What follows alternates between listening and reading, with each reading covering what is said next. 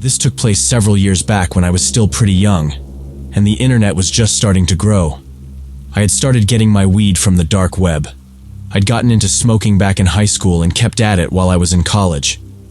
The dealers I knew in town weren't the most dependable, and their prices were steep.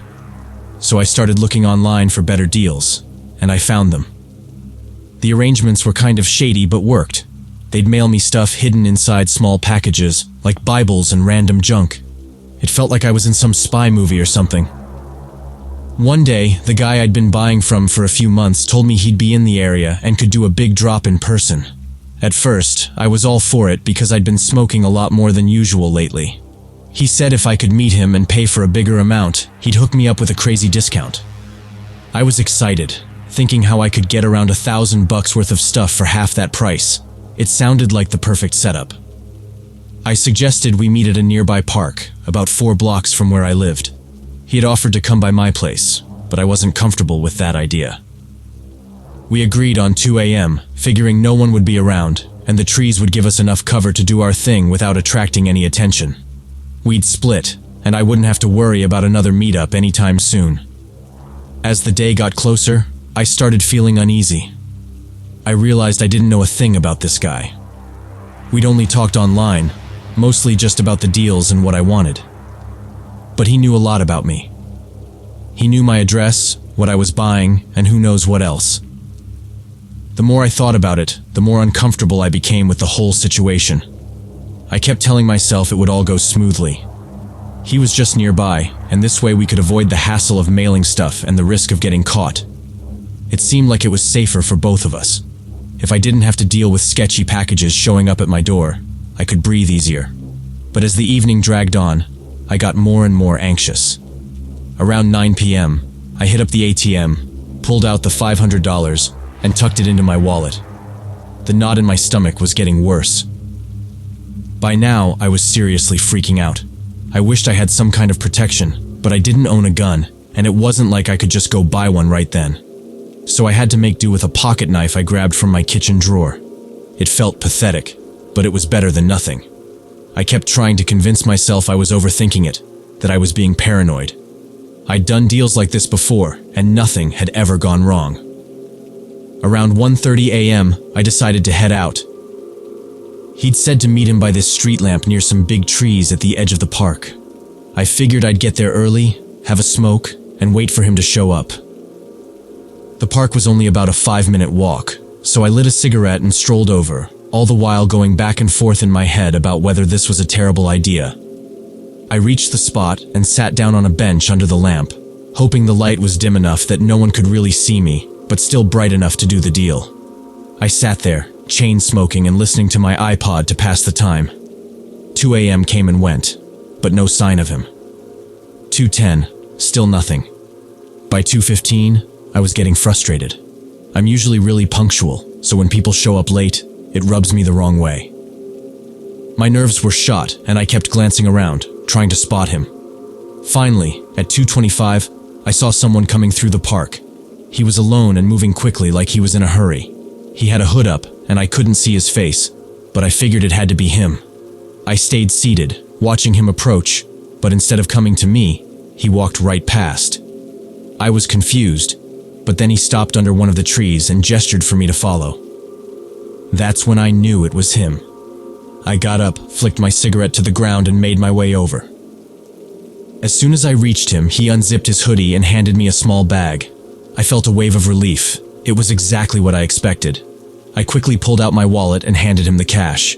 He started counting the bills, but his face twisted into a frown. Something was wrong. His expression darkened, and I could feel the tension building. "This is just $500, man. We agreed on $1,000. I stared at him, completely confused. "What are you talking about? You told me this was a special deal, $500 for the whole thing." "Nah, man. The price is set. Either hand over the rest or get out of here," he said, his tone sharper now. I couldn't believe what I was hearing. I tried to reason with him, explaining that I didn't have the extra cash and suggested he just give me half the amount instead. But that's when things took a turn for the worse. "I can't believe you're wasting my time like this," he growled, stepping toward me, his whole demeanor suddenly hostile. That's when I heard it. The click of a gun. But it wasn't him holding the gun. Someone else had crept up behind me, and now I felt the cold barrel of the pistol pressing into my back. "Where's the rest of the money?" A deep voice rumbled from behind me. My heart sank and my whole body went cold. Panic set in as I realized just how bad things had gotten. I heard footsteps approaching slowly from another direction, and whoever it was wasn't in any rush. "You should have brought the full amount, man," the new voice said, almost taunting me. Everything went black. When I finally came to, my head was pounding, and I felt like I'd been hit by a truck. I looked around, groggy and disoriented. It took me a few seconds to realize I was still in the park, sprawled out on the cold ground. The bag, the one I thought was filled with the stuff I came for, was lying at my feet. I grabbed it with shaky hands and tore it open. My stomach dropped. Inside were just a few random pills, paracetamol of all things. I'd been set up. The guy never intended to sell me anything. He and his buddies just wanted to rob me blind. They'd taken my $500, and I was left there feeling like the world's biggest idiot. I dragged myself home, feeling sore and humiliated. I couldn't believe how easily I'd fallen for it. The worst part was, I couldn't report it. What was I supposed to do? Tell the cops I got ripped off in a drug deal? That wasn't happening. When I logged back into the forum, the seller's profile was gone. Completely vanished. He'd ghosted me. He probably just made a new account under some other name and kept scamming people. The whole thing still haunts me. It's been more than a decade since that night, but I've never forgotten how close I came to something worse. The dark web might have changed since then, but the risks are always there. And if you take anything from this, let it be this. Never, ever meet up with someone you find online. You really don't know what they're capable of.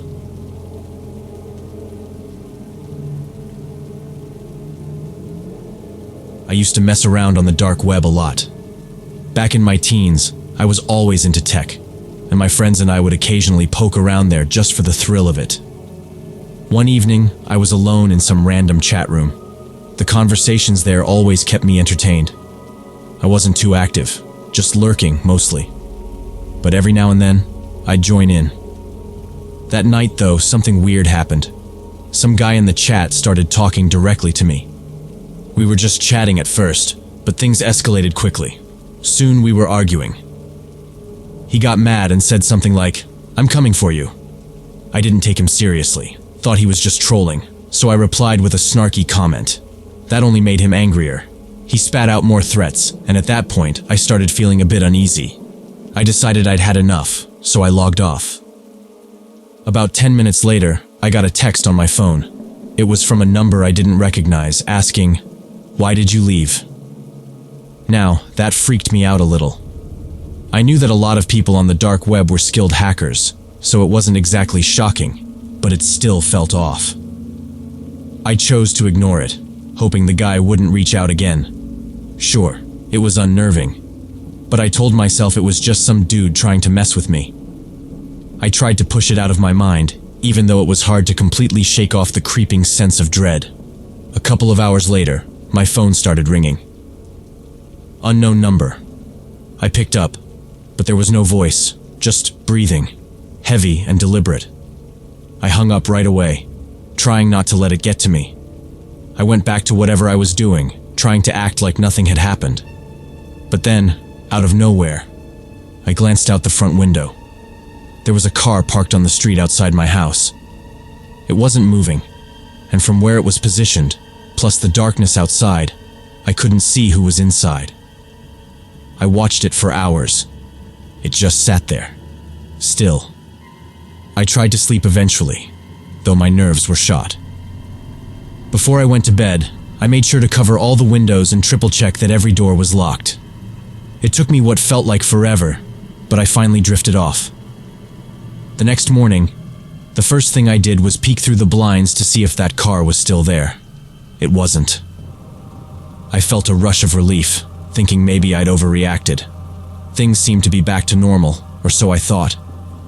When I got to my computer, something was off. The screen was already on, with a bunch of files open. They were photos. At first, they seemed random, shots of my house, my car. But then I saw pictures from inside my house. The last one made my stomach drop. It was a photo of me, asleep, taken from my bedroom doorway. My blood ran cold. I rushed through my house, checking every room, but of course, nobody was there. When I got to the front door, it was unlocked. I had no clue how they'd managed to get in.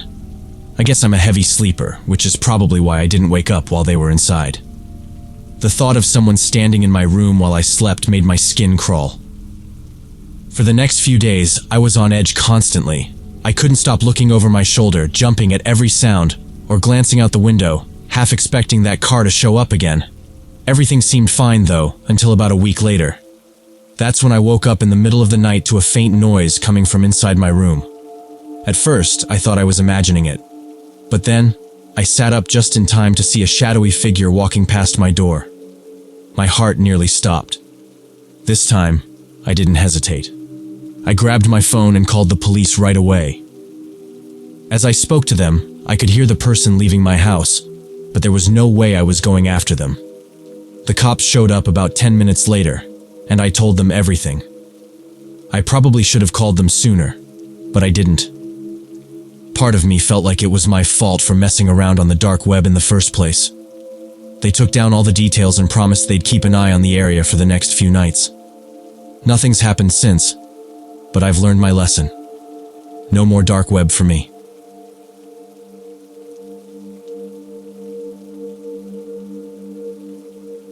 This all happened when I was in high school. At that time, I hung out with my friend Claire and another guy named Tom.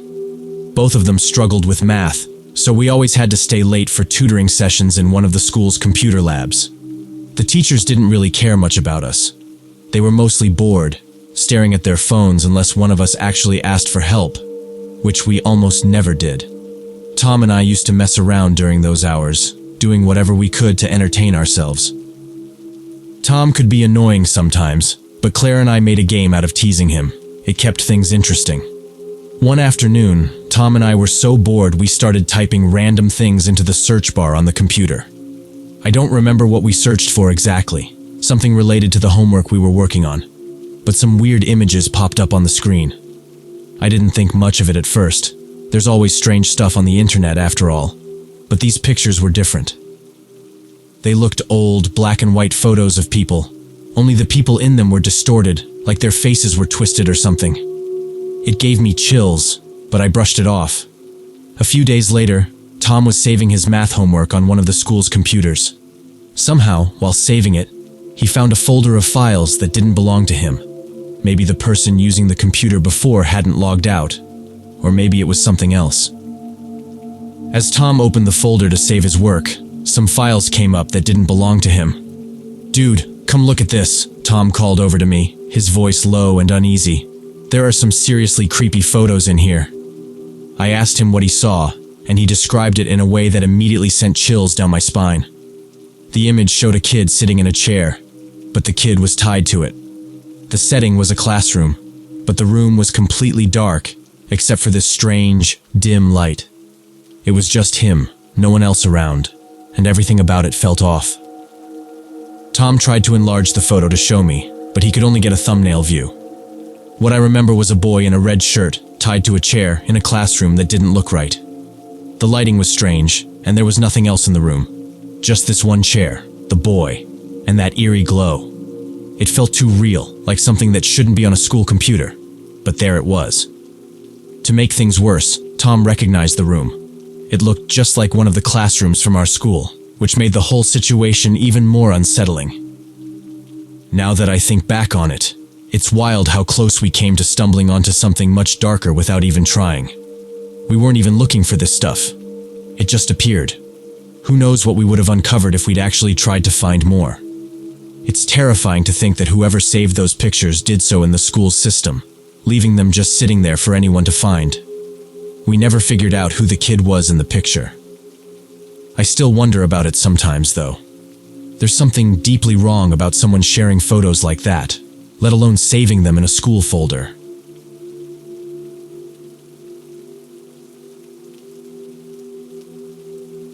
I've been following this YouTube channel for years now, and I feel like it's time to share my own experience. Maybe it'll help others who've gone through something similar. My name's Lena. I'm 41 now, though people usually think I'm younger. When I was a baby, I was really sick. Died twice, actually. Because of that, I've had a lot of health problems my whole life, both physical and mental. School wasn't easy either. I was in special ed classes most of the time. I'm from Kentucky, born and raised. I can't work anymore because of my disabilities, so I'm on Social Security. With all the free time, I started spending a lot of time online, especially on YouTube. I don't see it as a job or anything like that. It's just something to pass the time. I've always had a ton of hobbies and interests. One of them is my faith. I'm a Christian, and I had a channel where I talked about God. The channel was called Mabel, and I used it to read Bible verses and share what I thought they meant. Everything was going fine until I got into it with this woman. I'll call her Janice. Janice didn't like one of my videos. She totally misunderstood what I was saying and somehow tracked down my personal Facebook page. I don't even have it linked to anything. Then she found my Instagram too. It was freaky, and she started sending me threats, saying she'd come to my house. She even mentioned driving her van over here. I tried to apologize, tried to explain, but she wasn't having it. I don't hold grudges, you know? I've got friends and family who don't share my beliefs. Some are gay, some aren't religious at all, and that's fine. But this woman just wouldn't let it go. It got so bad that I had to stop using my Mabel account. She'd always find me, no matter what I did. That all happened in the spring, but things escalated again in November. Someone started banging on my front door. A few days after Thanksgiving, but before December hit, someone started pounding on my door again. They even tried turning the doorknob, like they were actually trying to come in. It was terrifying. And then, just like that, everything went quiet until early December. That's when things kicked off again. I got a notification. Someone had tried to add me on Instagram. It was her. My stalker. I knew right away because I recognized her profile pics. She had set her account to public, while I kept mine private. Because let's be honest, there are too many weirdos out there. I keep all my accounts locked down tight, and I don't add anyone unless I know them personally. Gotta stay safe, you know? It's not just kids that need to be careful of strangers. Adults should be too. Turns out she'd linked her Facebook to her Instagram, and it was obvious she was using a ton of fake profiles. Full-on catfish vibes. I checked out her accounts and found even more fakes. She had so many fake profiles, both on Facebook and Instagram, that I lost count. The whole thing was unsettling. It's wild how the internet can connect you with great people, like friends I've made on YouTube, but it also gives creeps like her a way in. One of my friends, let's call her Clara, was curious about the whole thing. She'd noticed how it was messing with my mental health, so she asked me to explain what had been going on. I went onto my friend's account to show her everything, and that's when things got even more bizarre. There was this other YouTuber couple, a husband and wife, who had told me they'd help. They said they'd block the stalker and keep an eye on things. But recently, I found out they were part of it all along. I've never even met them in person, but they'd been lying to me the whole time. They were in on it with her. I couldn't believe it. It felt like everyone I trusted online was somehow connected to this nightmare. After that, I decided enough was enough. I thanked Clara for her help, then went ahead and made new accounts, locking down everything even tighter. I blocked everyone, every single one. I'm done with YouTube. It just got to be too much. I used to sing on there, post cooking videos, just share little bits of my life. But right now, all I want is peace. No more drama. No more stress. So here's my advice to anyone reading this. Be careful who you trust online.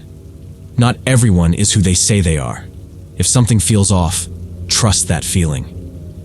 I had a gut feeling about that couple, but I ignored it when they acted all nice and helpful. Now I know the truth. The truth always finds a way out, doesn't it? Stay safe out there, whether you're online or in real life. Always watch your back. Thanks for sticking around to hear my story. If anything changes, I'll be sure to update you. But for now, I just want to move on from all this.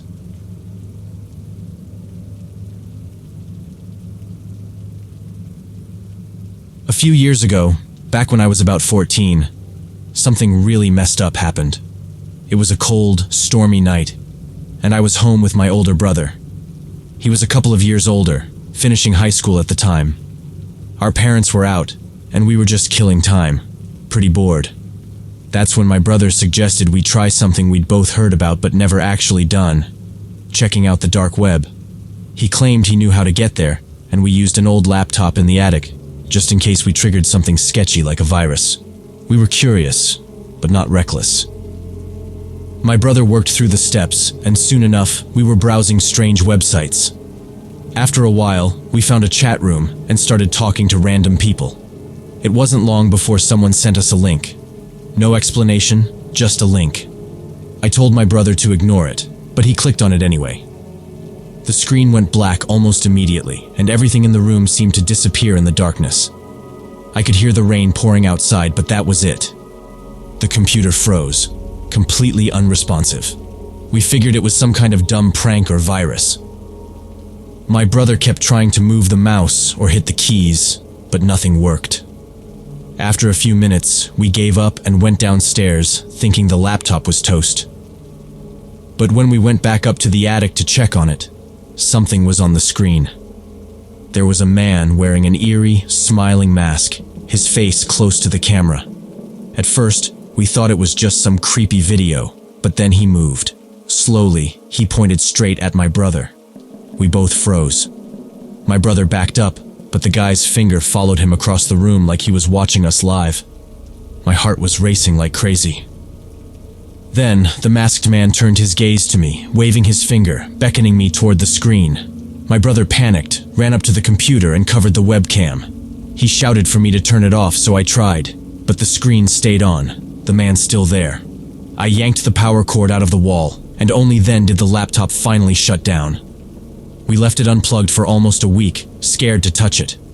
When we eventually turned it back on, it worked like nothing had happened. But we both knew that what we saw wasn't something we could forget.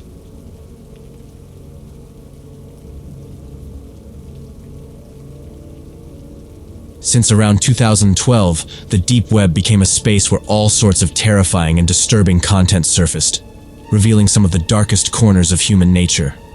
One of the most unsettling parts of this world isn't just the shocking videos, but the obsession certain people have with consuming human flesh. These weren't just random fantasies either. There were entire forums dedicated to discussing recipes, cooking methods, and, most horrifyingly, where to actually get human meat. Most folks assumed it was just weird talk. But whispers began to spread that some of these people sourced the meat from willing participants. Stories circulated about individuals who, in exchange for a payment left to their families, agreed to give themselves up. Even stranger, there were rumors that emails went around, offering cash for people who wanted to be eaten. Some were apparently all too eager to volunteer. It's hard to grasp why someone would want that, but I guess you never really know what goes on in someone else's head. Now, this type of thing seems like it would happen in some far-off, lawless place, right? But it turns out you don't have to look far to find such madness. Mexico, despite not being a completely undeveloped nation, has vast, uncontrolled areas.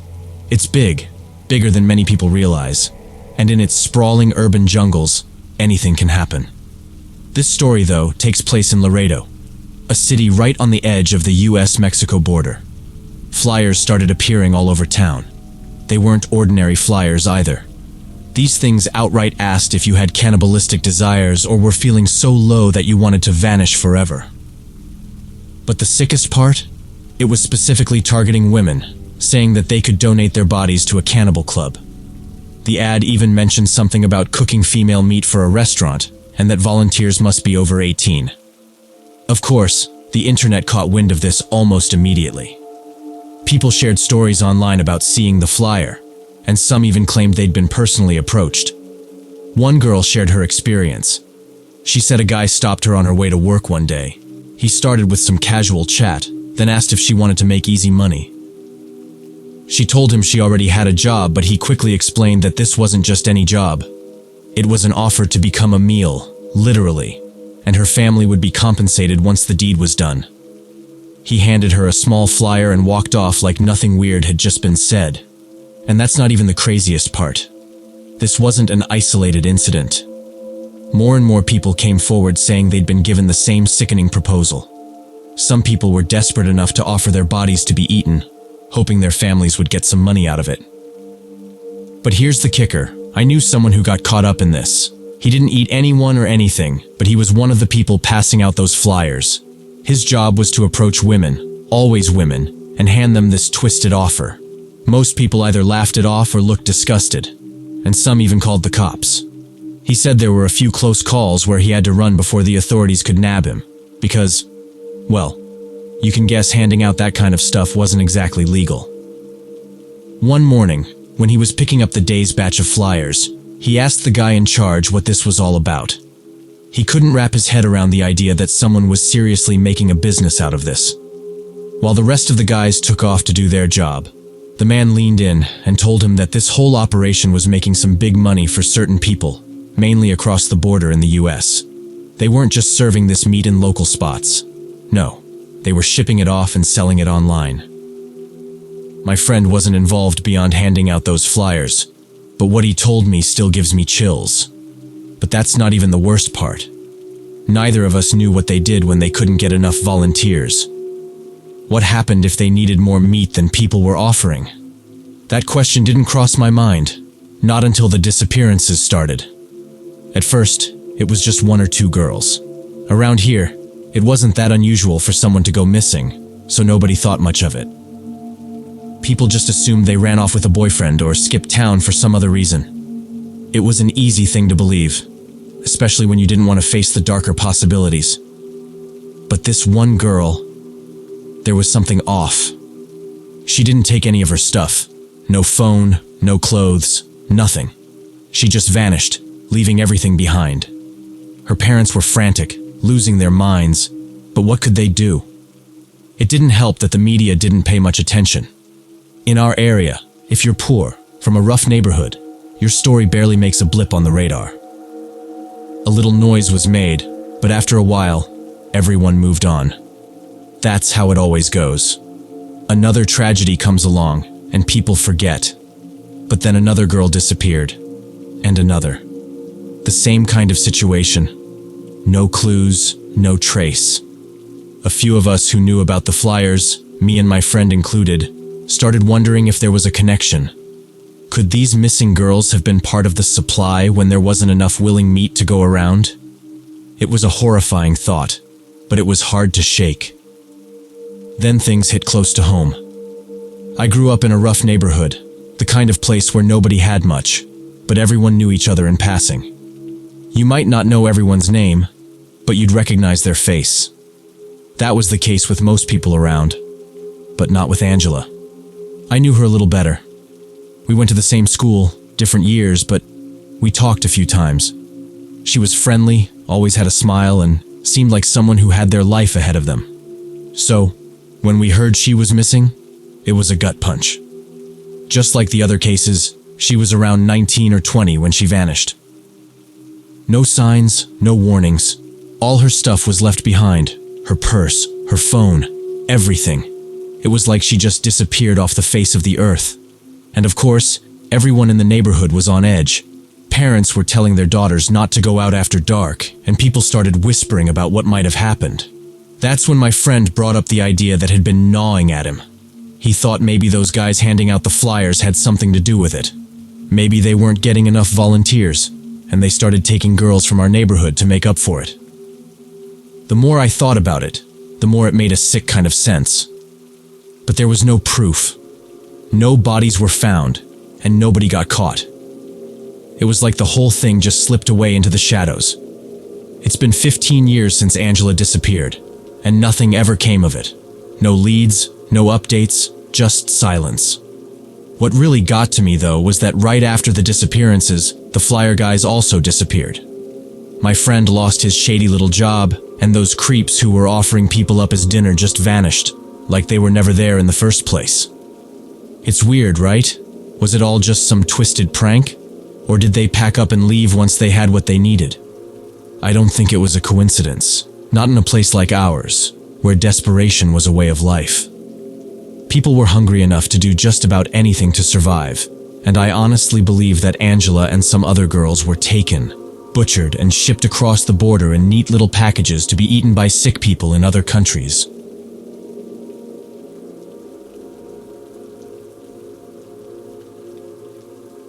Back when I was a senior in high school, I got really into messing with computers. It wasn't anything sketchy, or at least I thought it wasn't. That was until I stumbled across a thread in a random online forum. The post was about how to get onto the dark web, and being young and curious, I decided to give it a try. I didn't know what I was doing, but I followed the steps and downloaded some program called Tor. At first, I didn't find much that grabbed my attention. I was just poking around, mostly out of boredom. After a little while though, my screen got flooded with pop-ups, all saying I'd downloaded a virus. That freaked me out enough to shut everything down, delete the browser, and promise myself I'd never do it again. I figured that was the end of it. I cleaned my computer, or so I thought, and went back to my normal routine. But later that night, I noticed something off. There was this tiny green light next to my webcam, barely noticeable unless you were looking for it. I had no idea how long it had been on, but I couldn't shake the feeling that it had something to do with my brief dive into the dark web. At first, I just stuck a piece of paper over the camera, but the light stayed on. No matter what I did, tinkering with the settings, turning off the camera, it wouldn't go away. I figured the only thing left to do was a full system wipe. I reset my whole laptop, hoping that would finally get rid of whatever was messing with my webcam. Once the reset was done, the light finally turned off, and I breathed a sigh of relief. I thought that was the end of it, and things went back to normal for a few days. Then, out of nowhere, I got a text from a number I didn't recognize. Attached were a bunch of pictures of me sitting at my desk, taken from my webcam. My heart sank. What scared me the most was that one of the photos had been taken after. I had reset my laptop. I knew because I'd just gotten a haircut. And there I was, in the picture, with my fresh trim. I freaked out. If they still had access to my camera, then what else could they see? My microphone? My passwords?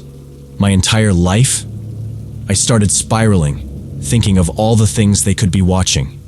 I slapped another piece of tape over the webcam and just sat there, trying to figure out my next move. The more I thought about it, the more I realized I couldn't trust my laptop anymore. These people, whoever they were, had control over my machine, and I couldn't stop them. After a couple of hours of panicking, I made a decision. I needed to get rid of it. So I grabbed a big glass of water and just dumped it right onto the keyboard. Sparks flew, and the screen went black. I told my parents I'd accidentally spilled water on it, and they helped me get a new one. For the first time in a while, I felt like things were back to normal. Months went by with no issues, and I started to think maybe I had finally left all that behind me. But about 6 months later, it all came crashing down. I got another message from a different unknown number. It had more pictures of me, this time taken on my new laptop. The photos were recent, some as fresh as just a few days ago. I hadn't even touched the dark web on this new computer, so how were they still watching me?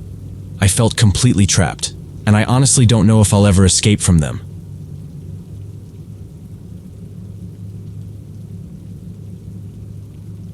This happened years back, probably in the early 2000s. I was in my last year of high school, and honestly, my life mostly revolved around my computer after school. I wasn't one of those outgoing, popular guys, more of a quiet type, and gaming was my escape. I'd heard whispers about the dark web and finally decided to give it a shot one random evening. I knew my way around computers, so figuring out how to access it wasn't too difficult. I started browsing, and at first, I found some fairly regular websites, nothing too strange. But after some time, I stumbled upon the weird side of things. The kind of sites that made you pause and wonder who could have possibly created them. One site I came across was packed with what looked like encrypted codes and puzzles. I sat there, trying to make sense of them for maybe 15 minutes. It was strangely addictive, like some kind of intellectual challenge.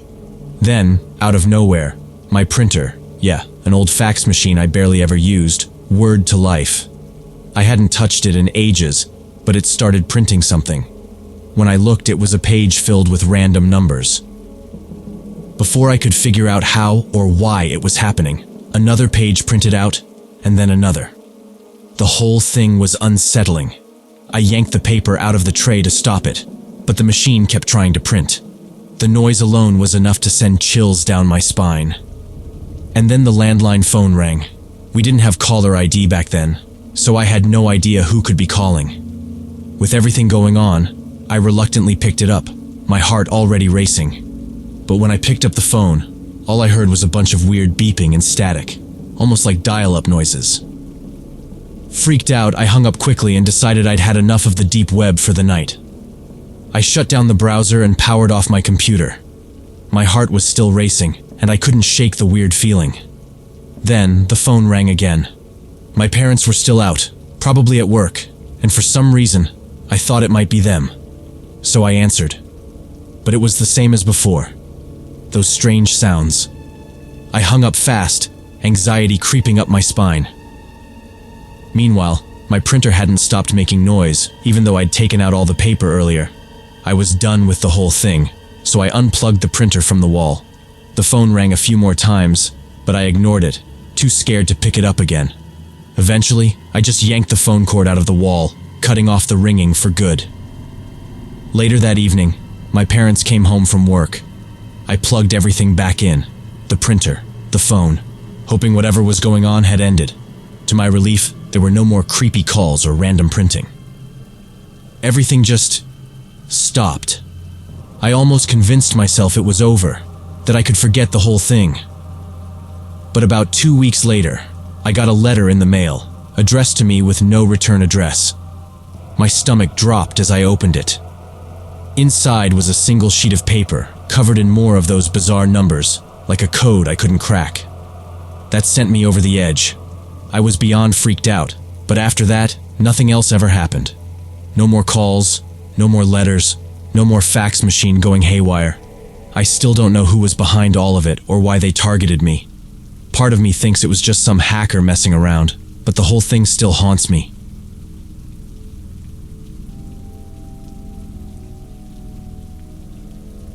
This happened when I was around 19 years old and already had my share of bad run-ins with guys. I'm not going to use real names here for privacy, and for context, I'm a woman. There was this one guy I'd chat with occasionally on YouTube comments. He came off as pretty normal, so I decided to add him on Discord. Turns out that was a huge mistake, and he ended up being super creepy, obsessed with feet. At first, everything seemed fine. We just talked about random stuff, but then, out of nowhere, he asked what my shoe size was. I didn't think much of it at the time since I didn't really understand what fetishes were back then, especially not anything related to feet. After I gave him my shoe size, that's when he told me he had a thing for feet. He also casually mentioned he watched hentai, which I had never even heard of until he explained it to me. I felt sick to my stomach after learning what that was. But that wasn't the only weird thing about him. He was in a few of the Discord servers I hung out in, and every time something bad happened, like if a server got raided, he would freak out and take it out on me. I knew a few of his old online friends, but I didn't realize back then that they weren't on good terms with him. The first time one of my servers got raided, the people involved were actually targeting him, but he turned around and blamed me. He'd send me messages like, "We need to talk." And another time he called me stupid for not being online when this happened. I wasn't even near my computer. I was at a family event. He kept texting me over and over, trying to call me too. In the end, I had to shut down the whole server because of him. He wouldn't stop spamming me, demanding I get online. That's when I found out why his friends dropped him. He was 21, but at the time, he was dating a 17-year-old girl. I found out about his relationship because he straight up told me. I didn't catch all the messages flying around in my server, but after that, I knew he was seriously off. The second time my server got raided, he texted me, "We've got a problem, bitch." That wasn't all. He called me 19 times in a row, no joke. This time, the people who hit my server weren't even after him specifically. But after the raid, he shared my server's invite link in a Discord group known for crashing servers like it was a game. Later, after another wave of raids, he messaged me, saying something like, "I wouldn't be mean if you just dated me." I shut him down, obviously. but he kept pushing the idea. After ignoring him for a bit, I gave in out of pure fear he'd lose it again. I didn't want to deal with more drama, so I said yes, even though I had no interest in him. We dated for 4 days, and guess what? The first thing he wanted was a picture of my feet. I tried to tell him I was already in bed, but he wouldn't let it go. He kept demanding I send a picture. Eventually, I gave in. When I sent it, he noticed right away I was wearing jeans. He actually questioned how I could be in bed with pants on, like it was a big deal. This guy was something else. I remember him sending me a picture of a body pillow with some anime girl on it, proudly declaring himself a weeaboo. The whole thing felt surreal. I ended up telling one of my online friends about everything, and we all confronted him in a group call. I can't believe I almost forgot this part, but at some point, this guy sent me a video encouraging me to end my life. When I told others about it, he flipped the story, saying he wished I'd die and blamed me for him losing friends. In that group chat where we called him out, he acted like none of it mattered, like hurting me was just another day for him. Even after all this mess, someone told me he still talked about wanting to do things to me, which still gives me chills when I think about it. Thankfully, I cut him out of my life for good, and I don't have to deal with him spamming my server with creepy anime feet pics anymore. What a total psycho.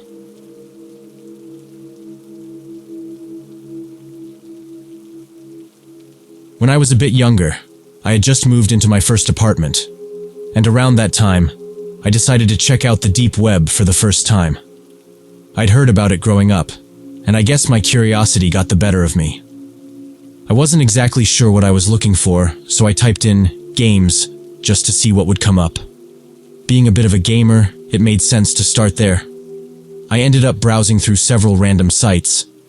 Most of the games were pretty standard, but there were a few odd ones that caught my attention. For about a week or so, I kept messing around, trying different games. Then, one day, I received a message on one of the gaming forums I had joined.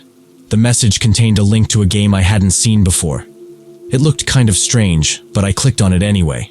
The graphics were super basic, like something you'd expect from a video game made in the early 90s.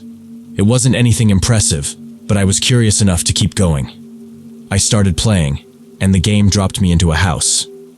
At first, it seemed like a regular game, but after wandering around for a bit, I realized something. The house in the game looked exactly like my apartment. It was kind of weird. Sure, the graphics were rough, but the layout was too accurate to be random. Even the small details like the placement of my couch and the exact spots of my TV and tables were identical to real life. The more I moved through the house in the game, the more unsettled I felt. How could anyone know this much about my place? Then, out of nowhere, in the game, I saw another character appear. It was someone dressed head to toe in black, wearing a ski mask, right there inside the house. My house. I panicked and made my character run, but the game started glitching badly, lagging, and freezing up. After about a minute of trying to escape, the game crashed completely. That was enough to freak me out, and I decided I was done with the deep web for good. I deleted the browser I'd used to access it, wanting nothing more to do with that whole scene. But a couple of nights later, something even stranger happened. I woke up in the middle of the night to the sound of my phone buzzing. It was an alert from my doorbell camera, letting me know there was motion detected at the front door. I felt a knot in my stomach as I opened the app to check the camera feed, hoping it was just a stray cat or something. But when the video loaded, I saw him. The same figure from the game, dressed in all black, still wearing a ski mask, standing on my porch. He didn't do much at first, just stood there, staring straight into the camera. Then, after what felt like forever, he slowly raised his hand and waved. He didn't say anything, didn't knock, just turned around and walked away. I watched the footage over and over, waiting for him to come back, but he never did. That night, I didn't sleep at all, and since then, I've kept far away from the deep web. There's something about that experience that still gives me chills, even years later.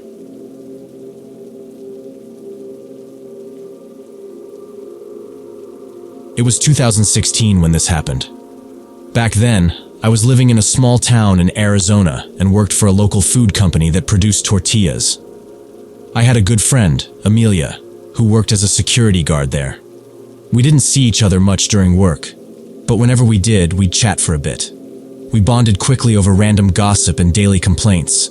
One day, Amelia didn't show up for her shift, and then another day passed, and then another. It was strange, but I thought maybe she had taken time off. On one of my days off, I decided to check Facebook while I was putting my son to bed. As I was scrolling through my feed, a video popped up. It was Amelia. She looked terrified, her face pale, and her eyes wide with shock. In the video, she kept saying over and over that she had just seen something horrible. A truck full of what looked like children's bodies, stacked like boxes. She kept repeating it, crying, her voice shaking. I immediately sent her a message on WhatsApp, but she didn't respond. The last time she had been online was a day after the video went up. I didn't think much of it at first. Being a single mom, I had my own things to worry about. I figured she'd eventually get back to me. Amelia had 2 kids, a 10-year-old son and a 14-year-old daughter. She was a lot like me, juggling work and motherhood. After a few days of not hearing from her, I started to feel uneasy. I called my sister and asked if she could watch my kids for a bit while I went to check on Amelia. When I got to her house, it was quiet. No lights, no sign of anyone inside. I knocked, but no one answered. I asked her neighbor if they had seen her. They told me that a white van had pulled up a few nights ago, and she and her kids had left with it. A couple of days after Amelia disappeared, the police found a suitcase near the outskirts of town, where people tend to dump their trash. Inside were pieces of a woman. It was Amelia. When I heard, I couldn't wrap my head around it. I had a sinking feeling from the start. But this? It was too much. Desperate for answers, I went back to the video she had posted, scrolling through the comments. People had been warning her from day one.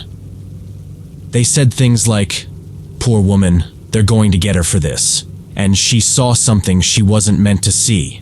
Now, they'll make sure she doesn't live to tell the story." But the comment that really shook me was one that said something along the lines of, "I hope she doesn't have kids because whoever took her will do the same to them." That comment had over 200 replies. I read every single one. From what people were saying, it seemed like Amelia had stumbled upon something that shouldn't be seen. They claimed that what she saw was connected to a much darker, more sinister operation, one run through the dark web. According to the replies, trucks like the one Amelia saw supposedly drive around major cities, picking up bodies for people buying them off the dark web. It was all new to me. I had never heard anything like this before. From what people were saying, there's this whole underground network where children are rented out for horrible things. They're treated like they don't matter, discarded like trash once they're no longer useful. And the worst part? Some of them are sold by their own parents. After reading over 2,000 comments, I finally sorted them by the most recent ones. People had already started talking about Amelia's body being found.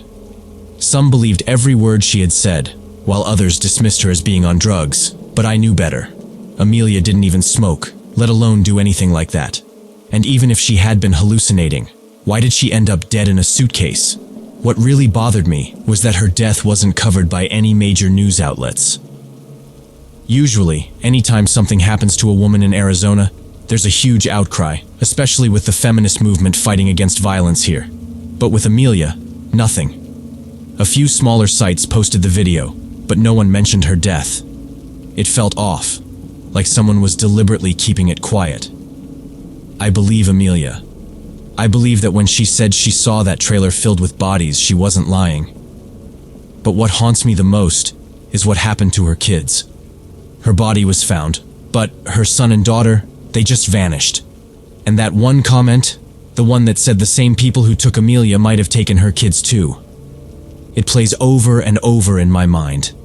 The thought that they could be out there somewhere, at the mercy of whoever did this to her, it terrifies me.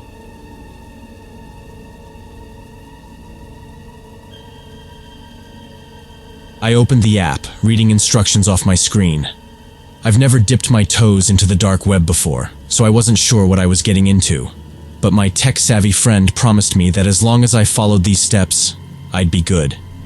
The things I do for content, I muttered while clicking on a link.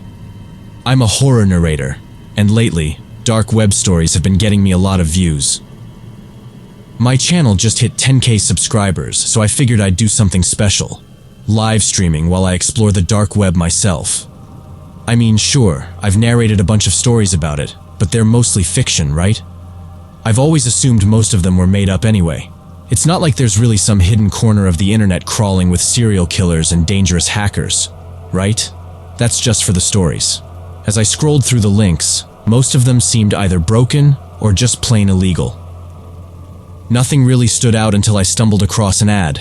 It read, "Mystery boxes for the bold, not safe for life." That phrase, "not safe for life," grabbed my attention. It was probably a scam, but honestly, it would make the perfect title for my video. I could see it now. Unboxing dark web mystery boxes. Clickbait gold. I tapped the link, and it led to a simple page with nothing but a picture of a cardboard box. The price tag was only $9.99, shipping included. Definitely felt like a scam, but hey, I didn't care much. I used a throwaway email and had it sent to a P.O. box so none of my personal info would be at risk. After double-checking everything, I clicked Buy Now. If it actually showed up, cool. But if not, I could still screenshot the confirmation page and share it on my socials. People love seeing that kind of stuff, and worst-case scenario, I could just put something sketchy in a random box. Sure, it wasn't totally honest, but at the end of the day, clicks are clicks. To my surprise, though, I didn't have to fake anything. A package really arrived at my P.O. box a day before the stream. No return address, and when I gave it a shake, I heard something shifting around inside. Tempting as it was to tear it open right then, I held off. I wanted to save it for the live stream. Of course, I planned to open it off camera first, just in case it contained something that would get me banned from the platform, or worse, demonetized. I set the box next to my streaming gear and tried to get some sleep. The anticipation gnawed at me, but I needed to be well rested for the big reveal. The day of the stream came, and after downing a strong cup of coffee, I got everything ready. The camera was set, the lighting looked good, and my mic was working perfectly. I sat down, took a deep breath, and hit the Start Streaming button.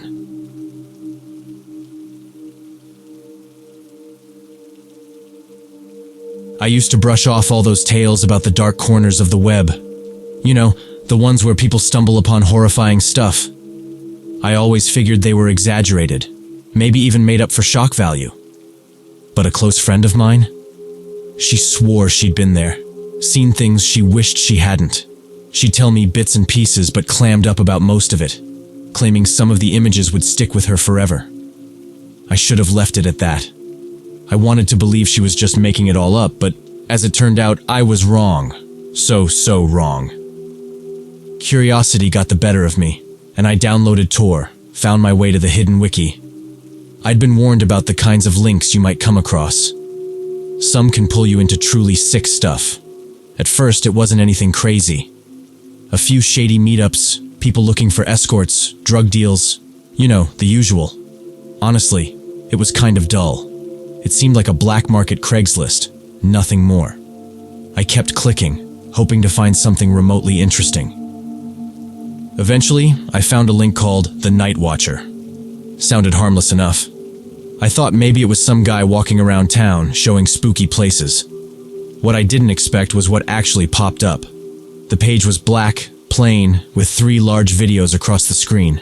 Each one was paused, showing different people in everyday settings. The first one was a family of 4, a mom, dad, and 2 young girls. The second video showed a couple, with the woman obviously pregnant. The last video was just a woman with her dog, a black lab with a patch of white fur on its forehead.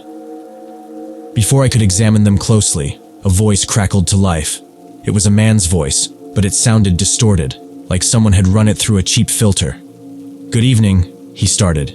"Tonight, the Night Watcher brings you 3 unique households. Each of them leads different lives, believes in different things, and has different dreams for the future." There was a short pause, and I could almost hear a grin in his voice when he continued. "Watch the videos. Then, make your choice." I didn't really get what he meant, but my curiosity was piqued. Against my better judgment, I clicked on the first video. It wasn't anything too strange at first, just a normal family going about their evening. They watched TV, played in their backyard, ate dinner together. Eventually, the parents tucked their kids into bed, and the video ended. I felt uneasy, like I was spying on something I shouldn't be watching. Still, I clicked on the second video. This one showed the young couple prepping for their baby. They painted the nursery, exchanged hugs, and browsed through baby books. At the kitchen table, they picked at salads while sorting through their mail. Later, they curled up on the couch and watched TV before heading to bed. The video cut off there. It was sweet, but again, it left me feeling uncomfortable, like I was invading their private world. By this point, I knew I had to watch the last one. The last video showed a woman, maybe in her late 30s, living alone with her dog. Her place was a mess. Dishes were stacked high, laundry piled up on the couch, and the trash bin was overflowing. Compared to the other two households, hers felt chaotic. The family had the usual clutter, kids' toys and some laundry. The couple's home was pristine. But this woman? She seemed lonely. She spent the evening watching TV, digging into a tub of ice cream and checking her phone every few minutes, like she was waiting for someone to call or text. She played fetch with her dog, fed him, and then headed to bed, taking her phone with her like it was her only connection to the world. I sat there, waiting for something else to happen. The videos went back to the still shots of each household. Then, that same distorted voice came back. Now that you've watched them all, which one will you choose? I froze. Choose? I stared at the screen, hoping maybe someone else out there was watching too and would make the choice. But nothing happened. The videos disappeared, replaced by 3 new ones that started playing all at once. This time, it wasn't ordinary people. It was 3 tall figures, all dressed the same. I could barely make out any details, but they wore black from head to toe. Black shirts, pants, boots, and long trench coats that nearly touched the ground. Each had a wide-brimmed hat that cast shadows over their faces. Have you decided? The voice cut in again, more insistent this time. Which one will you choose? My stomach twisted. What kind of sick game was this? The voice continued. Death comes swiftly for the unlucky. You must choose one. That's how the game works. I couldn't believe what I was hearing. Was I really supposed to pick someone to die? This had to be some messed up joke. I moved to close the window, but before I could, the voice came back, calm and steady. Before you exit, know this. If you don't choose one, your family will be next. My hand froze over the mouse. Panic shot through me, but I tried to shake it off. He was just trying to scare me, right? He was doing a damn good job, though. Then he said my name. Anna, the voice whispered, sending chills down my spine. I hadn't entered any personal info when I opened the link. How did they know my name?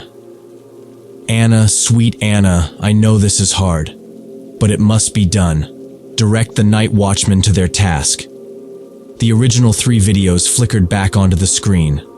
I knew then that I had to choose. My heart raced, and I told myself it had to be a twisted prank. Maybe some hacker and his friends were messing with me. Still, my palms were sweaty, and my heart pounded in my chest. I scanned the videos again. The family with the 2 little girls.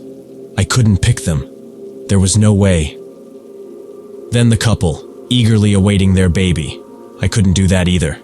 Choose! The voice boomed, losing its usual calmness. Choose now! I flinched, my gaze falling on the lonely woman with her dog. She didn't have kids, no partner. Maybe she had the least to lose. My finger hesitated, but I clicked on her video. It was like I was on autopilot, desperate to make it end. The voice came back, smooth and calm again. Very well. It is decided. The videos of the night watchman reappeared. Night watchman, the choice has been made. Proceed with your task. I sat frozen as I watched 2 of the watchmen move toward the houses in front of them. But the third? He just turned and walked away into the darkness, disappearing entirely. I was confused. I had chosen the lonely woman, So why was her watchman leaving? The feed cut out, and only the 2 remaining videos filled the screen. "What's happening? What's going on?" I whispered, fear choking my voice. The 2 watchmen continued their approach, moving silently but deliberately. I bit down on my lips so hard I tasted blood. The cameras followed them as they entered the houses without any resistance, slipping through the doors as though they weren't even there. One of the watchmen entered the nursery. He paused for a moment, his eyes sweeping over the carefully set-up room, before making his way down the hall. The other one walked slowly, as if deciding which room to enter. He stopped in front of the children's room, hand on the door. I glanced back at the first video. The watchman stood at the couple's bedside, looming over them like a shadow. His hand gripped a machete. Before I could process what I was seeing, he began swinging, hacking at them with terrifying force. The screams that followed were so gut-wrenching, so full of terror, that I felt my stomach turn. I had to look away. But then I remembered the second feed. Slowly, I forced myself to watch. The other watchman stood in the center of the children's room, his machete raised high above the pink bunk bed. My heart pounded in my ears as he brought it down. I screamed, yanking the computer plug out of the wall in a panic, my whole body shaking. I stared at the dark screen, horrified by what I had just seen. What had I done? What had I just allowed to happen? I felt numb, my mouth dry, my head spinning. My heart thudded painfully in my chest and I couldn't calm down. Hours passed, and I still couldn't shake the images from my mind. Eventually, I worked up the nerve to turn my computer back on, praying that everything would be gone, that maybe it had been some horrible hallucination. But there was nothing. No trace of the videos, no sign of what I had witnessed. A few days later, I was checking my email. I clicked through my inbox, trying to distract myself when I saw it. An email from the night watchman. I stared at it, my hand shaking. Against my better judgment, I clicked it open. I don't know why I did. Maybe I was hoping it would explain everything away as some elaborate prank. But instead, there were only a few words in big, bold letters against a plain white background. Jenna, thanks you for sparing her from the night watchman's fate. We thank you for your choices too. We truly enjoyed our encounter with you. Come play again, anytime. At the bottom was a photo. Jenna, the lonely woman walking her dog in the park. She wasn't looking at the camera. Her head was down, focused on her phone. I slammed my laptop shut and pushed it away, vowing to myself that I would never, ever visit the deep web again.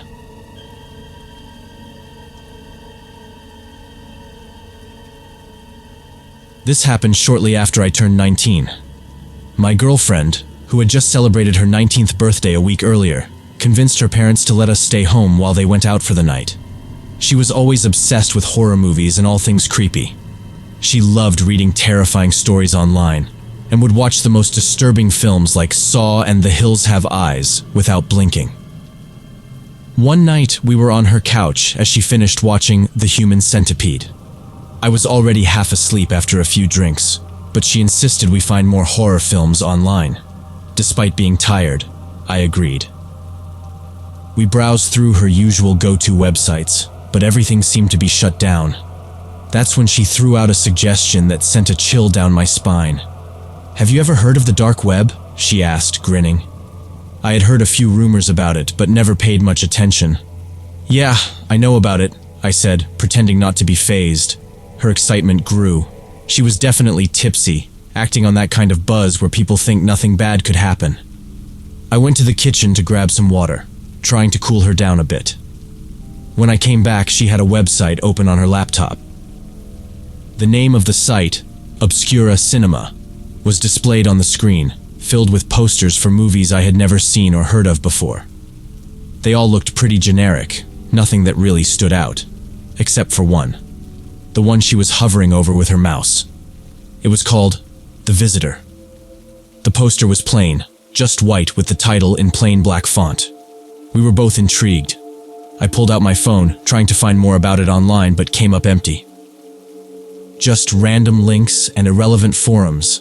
I glanced back at the screen and saw her typing in our address on the site, filling out an order details form. Before I could stop her, she hit submit.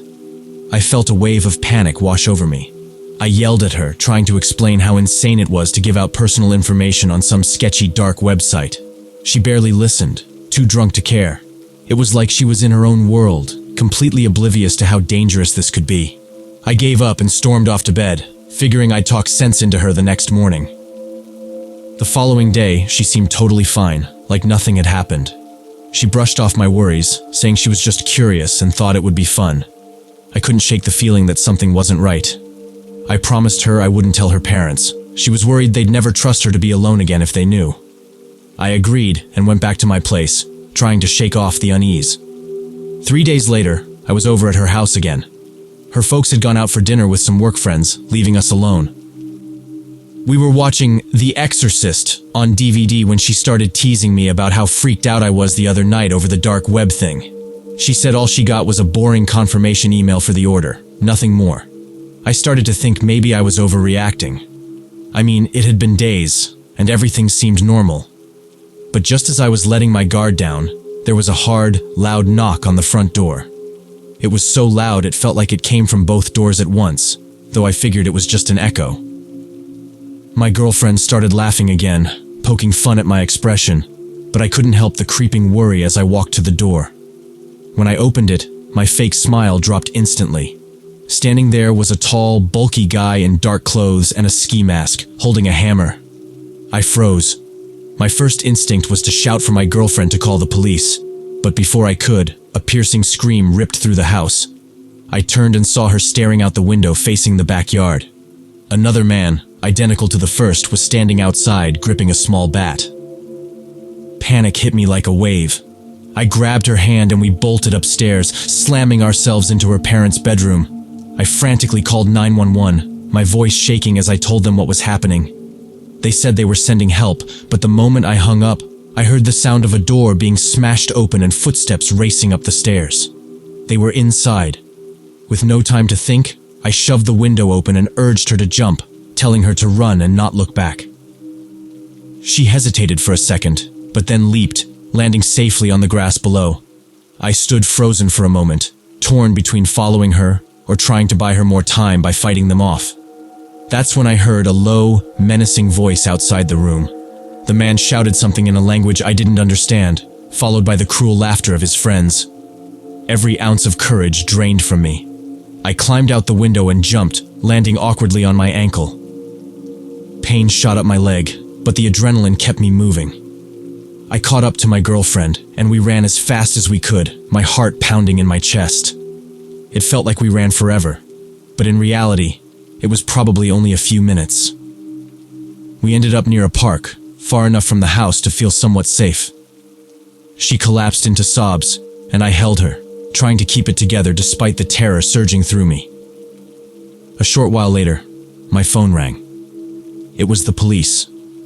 They were at the house, but the intruders had vanished by the time they arrived. After a few minutes to pull ourselves together, we decided to head back to the house. There were 3 cops there already. One was going through each room, probably checking for any signs the intruders had left behind. Another officer was trying to calm my girlfriend down, while the third was questioning me. My mind was still a mess from the shock, so I couldn't remember much. I told them what I could, what the men were wearing, and that they spoke in some Eastern European language. My girlfriend handed over her phone and laptop for the cops to look into, and they gave us this half smile, like they'd seen it all before.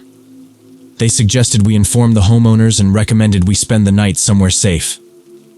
We ended up crashing at my parents' place, while her folks stayed with their friends. I still remember the call my girlfriend made to them, tears in her voice as she explained what had happened. They were livid.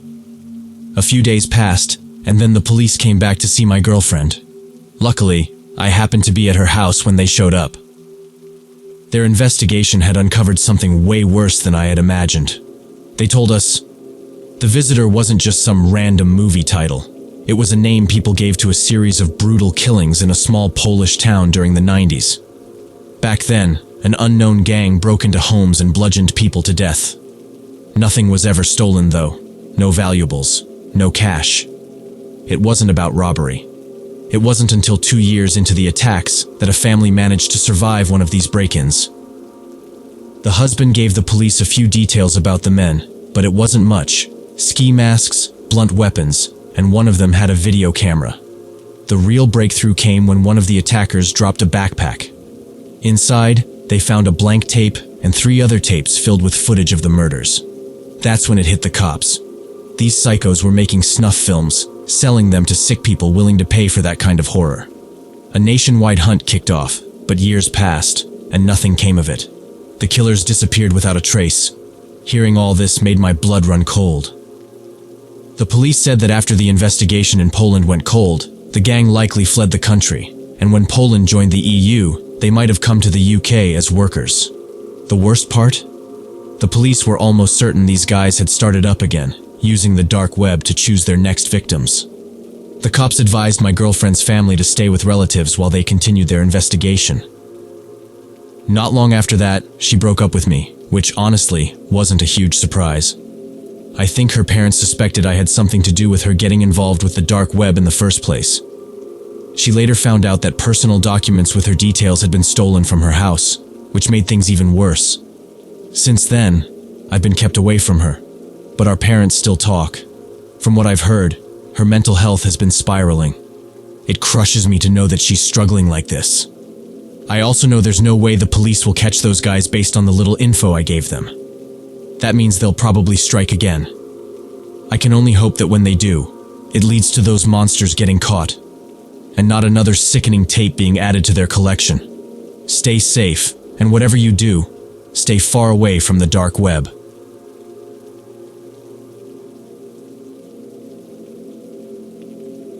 During the first half of the school year, we had an awesome teacher, Mrs. Johnson, for math and science. However, after winter break, she left due to personal reasons, and we got a new teacher, Mr. Thompson. Mr. Thompson was in his early 30s and was really funny and friendly. Nobody in my class noticed at first, but he treated the boys and girls differently. For example, if the guys were chatting before class and used any bad language, Mr. Thompson would yell at the whole class for the entire 40-minute period and then make us sit quietly for the rest of the time. But when I accidentally said "shut up" to my friend while talking to Mr. Thompson, he just calmly asked for an apology and let it go once I apologized. I sat right behind Mr. Thompson's desk with my friend beside me, so we heard most of his conversations with other students. There was this girl in my class, let's call her Emily, who struggled a lot with math and science. Mr. Thompson was always helping her at her desk, which wasn't weird since that's what teachers do. What was weird was that he had his Discord tag on a sticky note on the back of his computer facing the class. Apparently, it was so he could help students outside of school, but teachers aren't supposed to share their contact or social media info with students. Emily had to move to another state around the beginning of April, and my friend and I remember hearing a conversation between her and Mr. Thompson about becoming friends on Snapchat to help her with math and science after she moved. This seemed odd, but we brushed it off and didn't realize how weird it was until later. After Emily moved, she sent a text to our class group chat saying that Mr. Thompson had sexually assaulted her. Someone in the group chat was confused, and we all asked her to explain. She sent screenshots of her chats with Mr. Thompson on Discord and Snapchat. At first, I didn't believe it because the screenshots looked fake, but one of them had a mirror selfie of Mr. Thompson, which made me question if it was real. We were all discussing whether this was true or not, and another kid in our class shared screenshots of his texts with Mr. Thompson on Discord, talking about how accusations could ruin his life and career, but not denying anything. I didn't know what to think. On one hand, it's easy to edit text messages, and this Discord user could have been someone posing as Mr. Thompson. On the other hand, Emily and Mr. Thompson were always talking, and she would stay back after class for help. These were serious allegations. I told the other students in the group chat that we shouldn't jump to conclusions, but also shouldn't ignore the possibility that this could be true. We discussed this over the group chat for a few days, until someone decided to screen record everything and post it on YouTube. I didn't find out about this until I was called into the office, along with some other classmates, and told that the screen recording was online and included all our texts. Everybody started leaving the group chat, and a note from the school revealed that an investigation was opened on Mr. Thompson. During the investigation, which lasted about 2 weeks, Mr. Thompson was still allowed to teach us, but rarely did since he was dealing with legal matters. He addressed the situation in class once, almost breaking down in tears about how this could ruin his relationship with his fiancée, his career, and his relationships with friends and family. I didn't know how to feel or what to believe. This was my favorite teacher, someone I talked to every day and laughed with, being accused of grooming and sexually assaulting another girl in my class. The investigation was closed shortly after, and we were left confused. Another note from the school stated that the investigation was now closed, and Mr. Thompson was allowed to teach us until the end of the school year. One thing that made me uncomfortable was when he recommended an anime that was borderline inappropriate, with the intro showing very young-looking girls in panties. He also made a joke about watching free anime to see shirtless guys, which I found inappropriate. Another uncomfortable moment was during an activity day at the end of the school year when we were all outside in the school field. I was wearing a crop top and tights because it was hot, which was different from my usual baggy clothes. I remember him looking me up and down when my friend and I were talking to him, which made me feel gross. The school year ended, and nothing happened during the summer. Since the school was a 7-9 school, I went back the next year for grade 9, and saw him passing by in the hallway once where we just said hi, and that was it. I didn't see him again after that. Later that school year, another note was sent home saying that one of our substitute teachers, Mr. Thompson, was arrested for sexually assaulting a minor. This freaked out me and my friends. Clearly, they had more incriminating evidence this time to arrest him. While he isn't allowed to work at school or with children anymore and has yet to have a trial, all I know is that he was fired and arrested and can't come into contact with anyone under 18. It's not very scary since it didn't happen to me. But it's freaky to know that my once favorite teacher, someone I got close to and laughed with every day, ended up being arrested for sexually assaulting one of my classmates.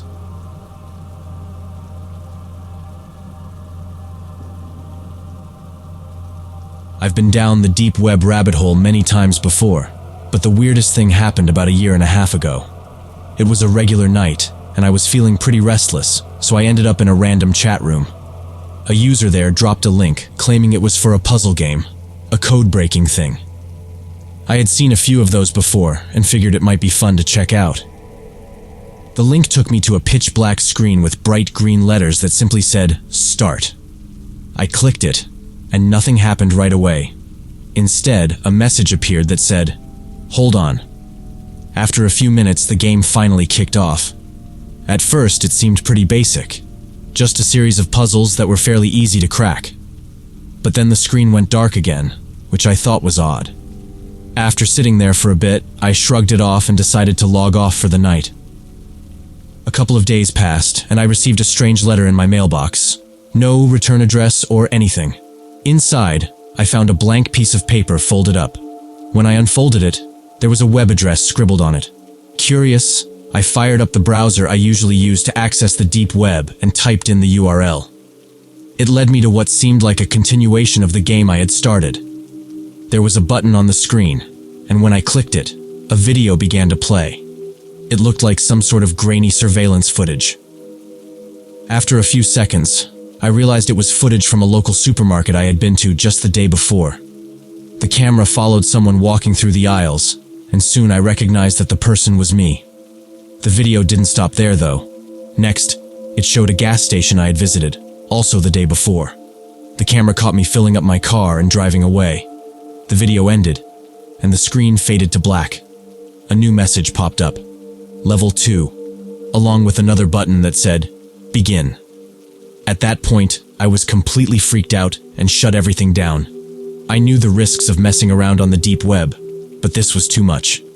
I didn't touch the deep web again after that, but I do sometimes wonder, what was waiting for me in level 2?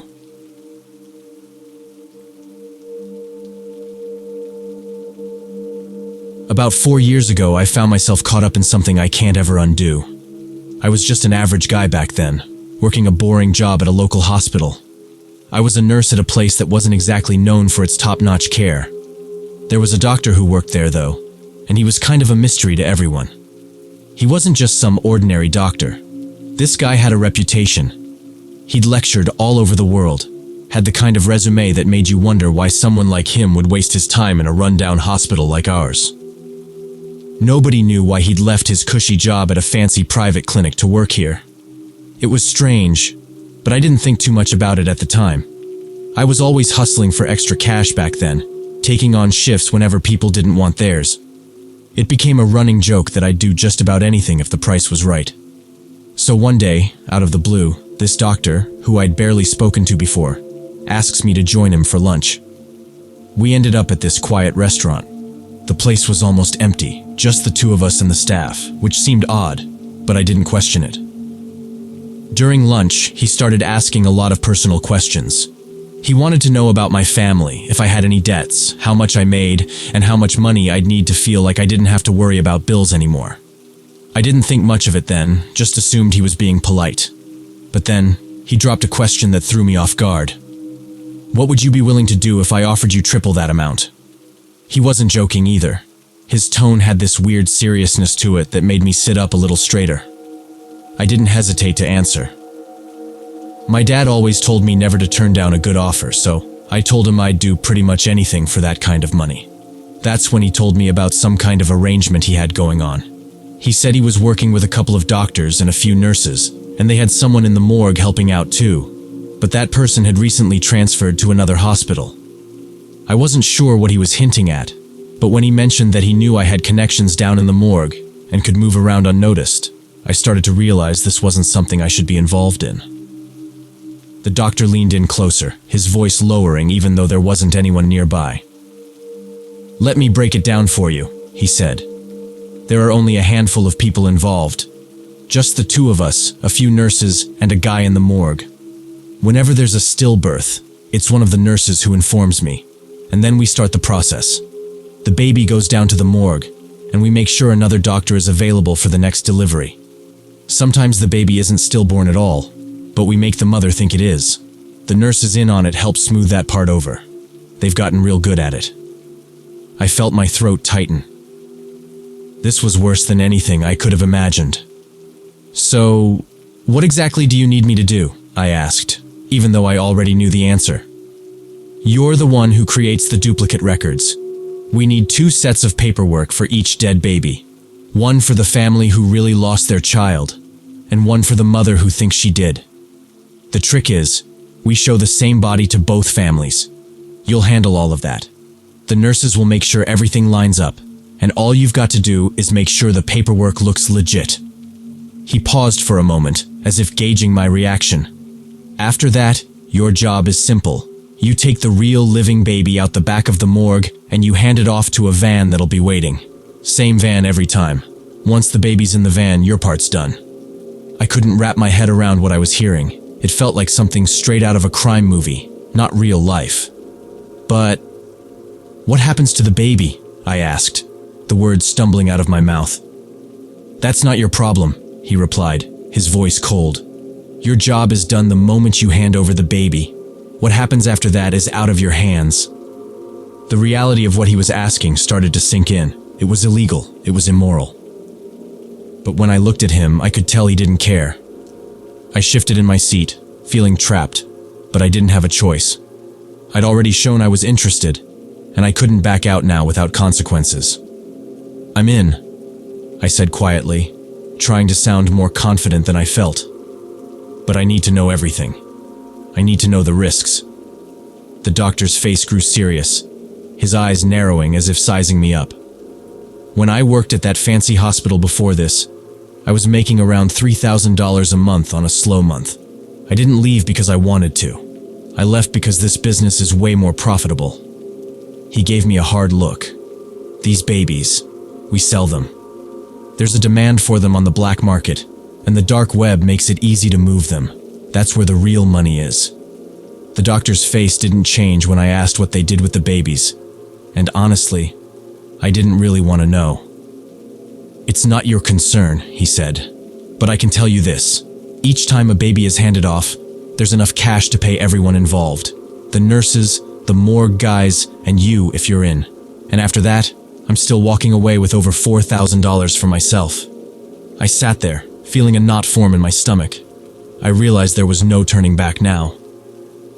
But I still had one last question, and I already dreaded the answer. What happened to the guy who quit? The one who used to work in the morgue? The doctor gave me this cold look. Once you're in, there's only one way out. Death. We can't afford loose ends. My heart was racing, but I knew I was trapped. There wasn't really a choice left. I nodded, barely able to keep my voice steady, and said, "I'm in." That's how I got roped into this nightmare. I wasn't working directly on the dark web, but the doctor was, and by working for him, I became part of it, like a cog in a dirty machine. The first time I had to hand over a living baby, I felt sick to my core. After the shift, I thought I was going to break down. But then the doctor slid $300 into my hand, and somehow the guilt started to fade. I hate myself for saying this, but after a while, I got used to it. It wasn't a daily thing, maybe once or twice a month. Some months, like one crazy month, I pulled in $650, even when it was just delivering babies that had already died.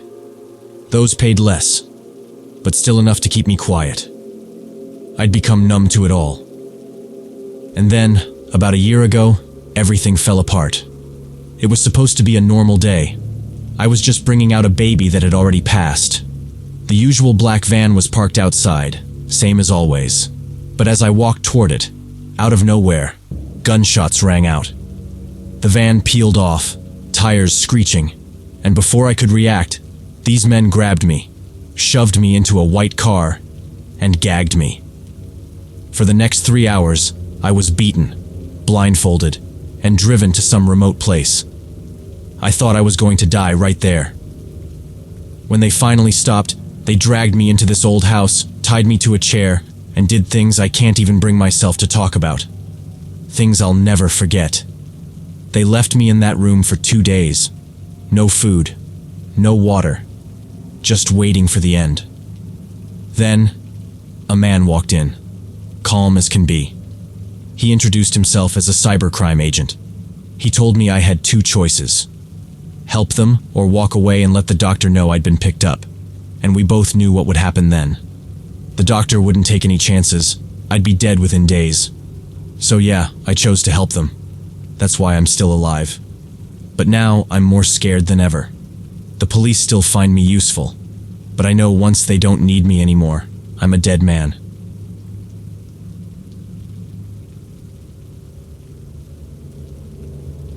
A couple of years back, I was in my last year of high school, hanging out with a few friends during lunch. The conversation drifted to the deep web, something I had only heard whispers about. One of my friends, Marcus, claimed he had been on it before. He described it like it was some hidden world beneath the internet's surface, and my curiosity started to grow. The whole group was hooked, listening to him go on about the strange, dark stuff he had seen. I couldn't stop thinking about it the rest of the day, and by the time I got home, I had convinced myself to check it out. That evening, while texting Marcus, he walked me through the steps to get on the deep web. He mentioned this browser to download and how to use it safely. I wasn't sure if I was making a mistake, but I followed his advice. Before I knew it, I was browsing a list of sketchy-looking sites. The first link I clicked brought me to a page that was completely black, except for a small icon in the top left. It felt weird, but I went ahead and clicked it. The screen filled with random images, some of animals like birds or wolves, others were just everyday things like a chair or an old TV. For some reason, I clicked on the bird. That's when things got really strange. The page took forever to load, way longer than it should have. After about 30 seconds, it finally did. But what I saw made my heart stop. My webcam had turned on, and my face was staring back at me from the screen. I freaked out.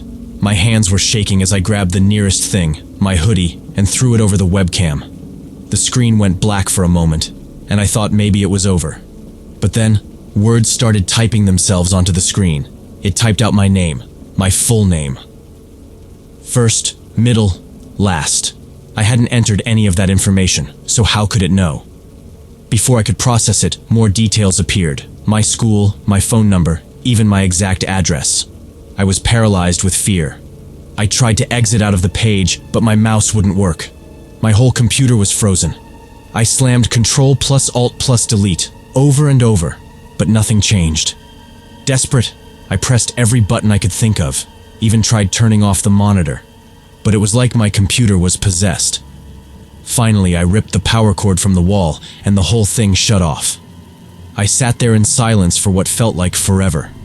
I didn't want to turn the computer back on, but I had to. When I finally did, I deleted everything related to that browser. A few weeks later, I bought a new computer. But I'll never forget that night, and I've never been on the deep web since. I don't think I ever will.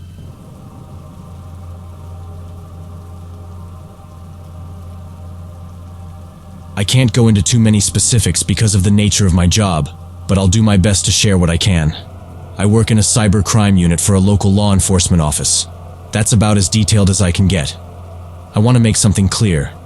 Most of the scary stories you hear about the dark web are just that, stories. Those red rooms and Hitman for Hire sites are mostly fake. The real illegal stuff happens on the regular web, more often than people think. One Wednesday, I got a call about a new case. The officer on the phone wasn't entirely sure if it was in my area of expertise, but wanted me to check it out anyway. So, I went in to speak with two teenage boys. They looked like they were still in high school, not really the type of people I usually deal with. I wondered what this was all about, and then one of them started rambling about something they found on the dark web. Apparently, they were trying to pull off some kind of TikTok or YouTube challenge. I can't remember the specifics, but it was one of those buy weird stuff off the dark web things. Honestly, there isn't much to buy on the dark web except for drugs, so they were pretty disappointed at first. But then, they came across a site selling books, and one of them bought one. The book was handed to me, and I immediately put on gloves before flipping through it. It was filled with pictures of a young woman. At first, the photos were innocent enough, her smiling in parks or at city landmarks. But as I kept turning the pages, the images got more disturbing. She started wearing costumes, like a maid outfit or something resembling a cat girl. And by the last few pages, she wasn't wearing anything at all. "Is this what you wanted to show me?" I asked, trying to figure out why they thought this was something I should be concerned about. Then they gave me a card that came with the book. It read, "Thank you for your purchase, valued customer. Inside you will find an exclusive collection of photos of this girl." The note went on to say, "To ensure you have a truly one-of-a-kind experience, we've bound the book with her skin. Feel free to run your fingers over the leather and think of her. Once again, thank you for your purchase." At this point, I should probably explain for anyone unfamiliar what anthropodermic biblio whatever is. Basically, it's when someone binds a book using human skin. Yeah, it sounds like something out of a horror movie, but it's an actual thing, though completely illegal. Even if the skin came from a cadaver, it still violates laws about handling human remains. What really made my stomach turn, though, was the card that came with the book. It hinted that the skin might have been taken from the girl while she was still alive. Either that, or she was killed specifically to make this twisted thing. At first, I thought it was some sort of messed up prank. My initial suspicion was that these two teenagers were in on it, just trying to pull one over on me. But after talking to them separately, I realized they were both genuinely freaked out. Their stories matched up perfectly, and they seemed way too shaken for this to be a prank on their part. Still, I wasn't convinced that the book was actually bound in human skin. I mean, sure, it felt like leather, but it could have easily been animal hide, with all the creepy details added just to scare people. I told the officer overseeing the case that we didn't need to look too deeply into it. I warned the boys about messing around on sketchy websites, and figured that would be the end of it, but I was wrong. The officer, being more cautious than I was, decided to send the book out for testing. Turns out, the leather really was human skin. You can imagine how things blew up after that. Suddenly, this wasn't just some weird dark web prank. We were looking at a potential murder case. We called the boys back in, and I got involved again. I managed to trace the web address they used to buy the book, hoping it would lead somewhere. But all I got was a dead link. It was like the site had vanished into thin air.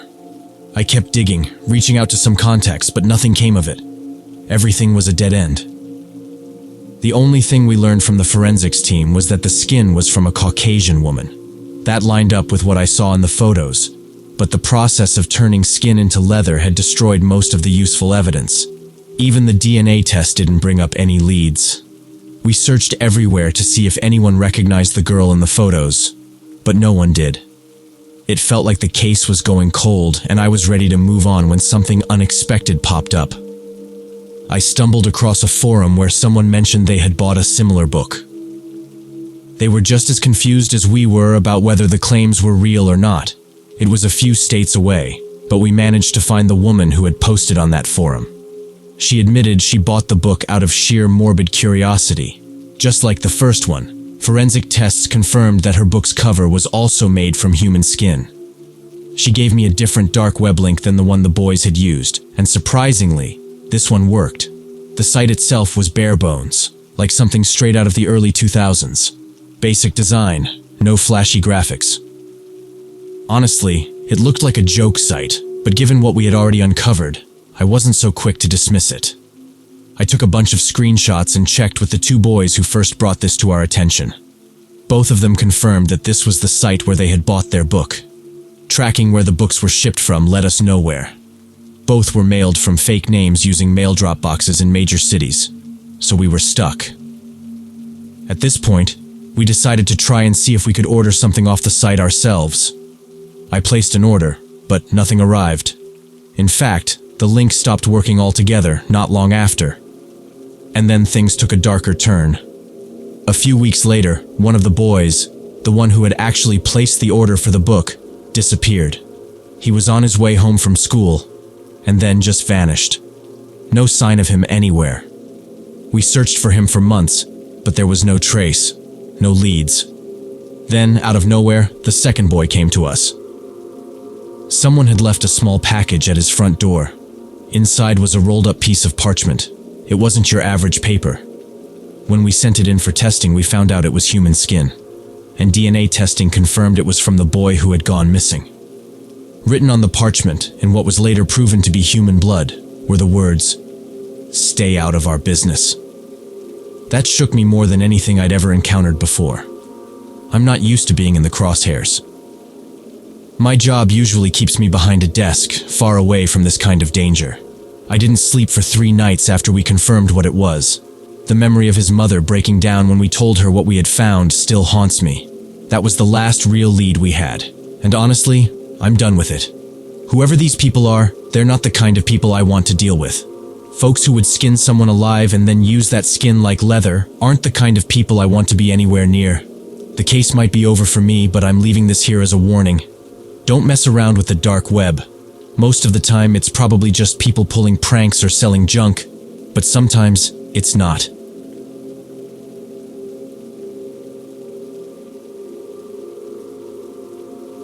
About 6 years ago, I was studying veterinary medicine at a small college in Ohio. We had just begun our first hands-on labs, where we'd finally get to work with real animals. Before I go any further, you need to understand something that's pretty crucial to this story. Public colleges in certain parts of the country offer programs that cost next to nothing, like only a few bucks a semester. That was the case here. But just because the tuition was cheap didn't mean everyone could get in. Only the best of the best got accepted, and that alone made us feel lucky. Each semester came out to something ridiculous, like 15 cents. It sounded great, but the downside was that I had to commute 2 hours each way. Public transportation, supplies, all that stuff. It added up quickly, and that's what really sets the stage for what happened. In fields like veterinary science, it's not enough to just study. The students who really stand out are the ones who have hands-on experience. Those who manage to get their hands on real animals before their internships end up landing the best spots afterward. And let's be honest, getting paid internships is what everyone's after. But this is where things got tricky for me. You can't just start practicing on someone's pet without knowing what you're doing, and most students didn't have that luxury. Some universities get donations of animals or parts to work with, but my college was definitely not one of those. Sure, we had some resources, but they were reserved for the students with connections. For the rest of us, it was pretty much a figure-it-out-yourself situation. I'd heard rumors that professors at other schools gave students advice on where to get what they needed for practice. But at my college, no one told us anything useful like that. We were just told to be resourceful. so I reached out to an old friend who was studying something similar at a bigger school in Pennsylvania. I told him I needed animals or parts to work with, anything that would give me an edge. To really explain what happened next, I need to give you some context about where I grew up. It's not the kind of place most people know well unless they're from there. But here's the thing. Ohio, much like other struggling states, has its own set of issues. It's not uncommon to hear stories about people digging up graves in small towns and selling body parts. It's a pretty messed up business. But when people are desperate, they'll do anything for cash. With the rise of the internet, especially the dark web, this whole thing has gotten even worse. You can find just about anything for sale, including human bones and teeth. As awful as it sounds, the dead don't get much respect when people are broke, and apparently, bones are valuable. You'd think only really creepy people would buy stuff like that, but it turns out it's not always as dark as it seems. Some people, like me, just want to use the teeth for medical practice. It doesn't make it right, but at least I wasn't buying them for, something evil. There are others, though, who definitely are. You've probably heard about weird occult stuff. Well, in certain areas, people actually buy remains for rituals. If you don't believe me, you can Google it. The kind of things people do with bones will make your skin crawl. Anyway, back to my story. So, I reached out to my friend in Pennsylvania, and he gave me the contact info for someone he knew, someone who could get things. Apparently this guy had connections through the dark web. I don't know how my friend got mixed up with this crowd, but he said they were able to navigate it without getting caught, so I figured I'd trust him. He told me it was a lot safer to go through this guy than try something like Facebook, which was crawling with scams and undercover cops. I reached out to the contact, and things got real weird, real fast. I told him I needed human teeth and asked if I could be specific with what I wanted. He basically said, "Sure, if you've got the cash." This guy could apparently get me whatever I needed. Teeth, bones, even a whole skull if I wanted it. He said all I had to do was give him a name and location, and he'd dig it up for me. Of course, something like that wasn't cheap. The price he quoted me for a full skull was insane, way beyond anything I could afford. What really freaked me out, though, was when he casually mentioned that if I needed something fresher, he could source it straight from a morgue, or even fresher still, from a hospital. That was when I realized I was way out of my depth.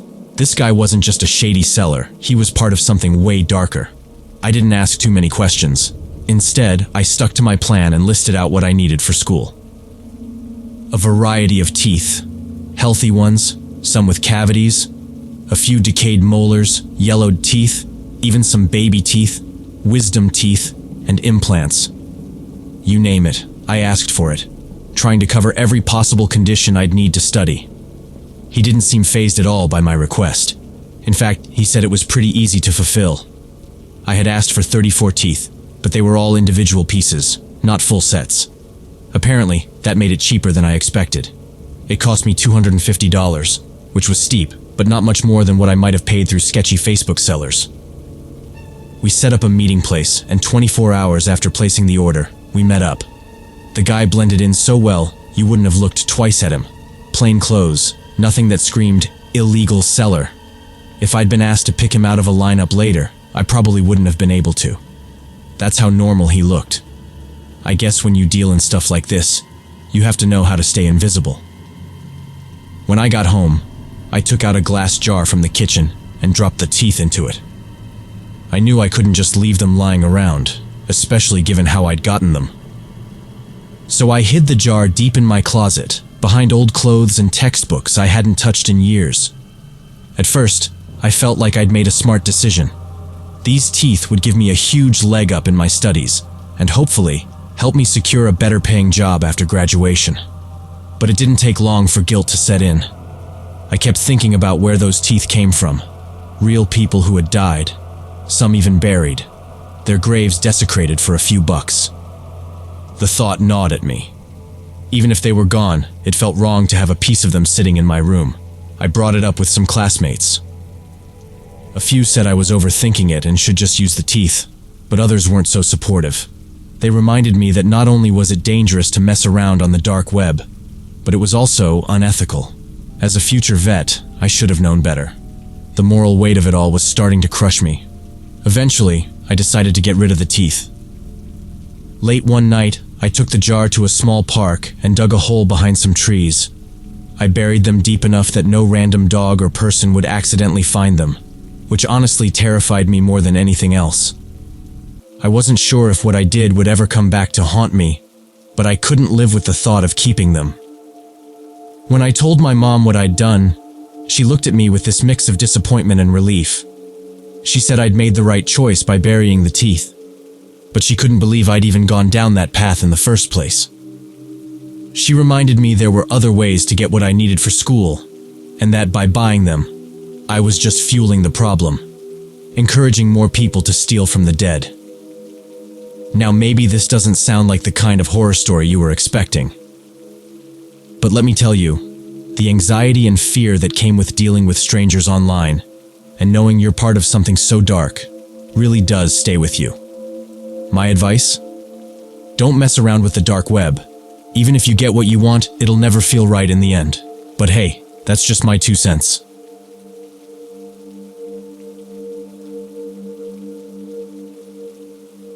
The screen suddenly shifted, and one of the guys in the video started pouring something over the woman. That's when I finally snapped out of it and managed to close the tab. It took forever to shut down, and by the time it did, I was shaking all over, crying uncontrollably. I went back to the chat and freaked out at Jake, asking him what the hell he had just sent me. I thought maybe it was a mistake, like there's no way he meant to send that. But he replied, and his answer made my stomach drop even more. He told me it wasn't a mistake at all. He actually wanted to share it with me, said it was one of his favorite videos. He even laughed and said what I saw was nothing, that the video got better if I had just stuck around. He went on to say it was a type of porn, and he thought I was cool enough to appreciate it. I couldn't even process that. I didn't reply. I just slammed my laptop shut and ran straight to the bathroom, throwing up everything in my stomach. I sat there sobbing, my mind replaying the woman's screams, the flashes from the cameras, the horror of it all. I had no idea what to do. I was freaking out because I just witnessed something horrifying, and it felt like I was part of a crime just by seeing it. I was scared out of my mind to tell anyone, terrified that I'd somehow get in trouble for even clicking that link. I stayed up the entire night, crying into my pillow, unable to get those images out of my head. The next morning, I finally told my parents.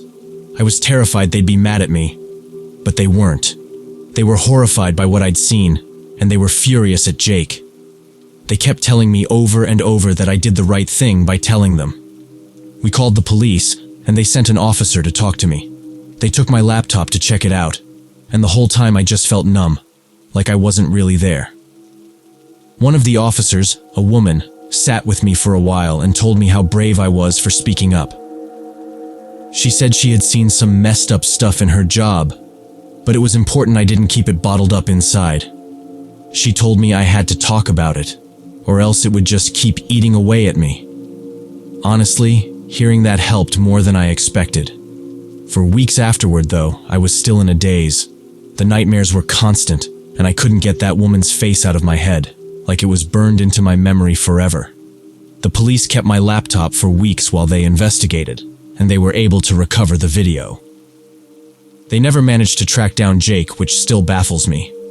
I know they tried, but somehow he slipped through. At least they saw the video, so they know he's out there. But as for the woman, I have no idea what happened to her. I don't know if she survived or if those men ended her life, or maybe she couldn't live with the trauma after what they did to her. It's hard to imagine someone surviving something so horrific. I don't know what became of the guys in the video either. The video was way longer than what I saw, and I can't even remember if any of them showed their faces. My brain just fixated on the woman's suffering, and I didn't take in much else. Sometimes I pray the police will find them, but honestly, part of me wishes something much worse on those monsters than just getting caught. When the police returned my laptop, I couldn't even look at it the same way. I haven't gone anywhere near random websites since that night. It's been months, but it still follows me around like a shadow. My school has a counselor, and they referred me to her when I told them what happened. Talking to her has been helping, but I know I'll never be able to erase those images from my head. It's like they've been seared into my brain, always there when I close my eyes. Moving on from this isn't something that happens overnight, and sometimes it feels like I'm still stuck in that moment. I know people might think I'm exaggerating, but that woman was real. Just because I saw it through a screen doesn't make it any less real. It terrifies me to think that there are actual people out there doing these things, and even more terrifying, people watching and enjoying it. I hope no one else ever makes the same mistake I did. I was too trusting, too curious. If I could tell people one thing, it would be this: never talk to strangers online. Don't ever click on weird links, no matter how harmless they seem. And most importantly, don't trust anyone on the internet, no matter how friendly they seem. If something feels off, trust that feeling and get out while you can. And if you ever come across something like I did, tell someone right away.